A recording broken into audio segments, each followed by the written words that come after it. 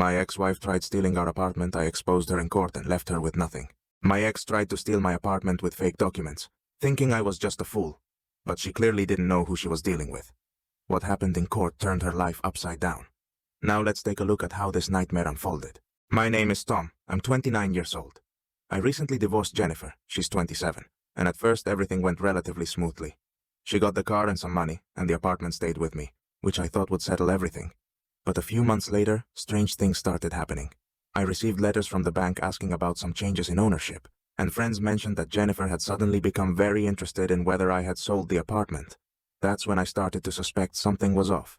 It turned out that Jennifer had decided to go all in and pull a scam. She forged the apartment documents and planned to sell it behind my back. It was shocking how brazen she was. I found the fake papers, signed by her phony lawyer, and realized this wasn't just a messy divorce. It was a full-on theft attempt. I was stunned, but I chose not to panic. Instead of rushing to confront her, I started gathering evidence. I got recordings of her conversations, screenshots of her messages, and found witnesses who could confirm that she was indeed planning to sell the apartment. The more I dug, the more ridiculous and clumsy her plan seemed. She even hired some incompetent lawyer to help her forge the documents, but it was so sloppy that I knew she had seriously underestimated me. The day of the court hearing arrived.